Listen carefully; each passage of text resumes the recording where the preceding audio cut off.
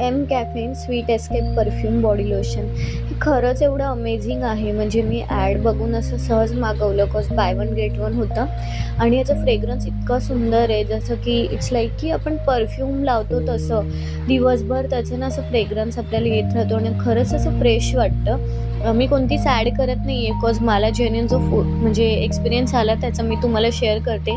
आणि good amount of आहे, असं नाही की छोटी बॉटल वगैरे आहे, आपण नॉर्मली घेतो.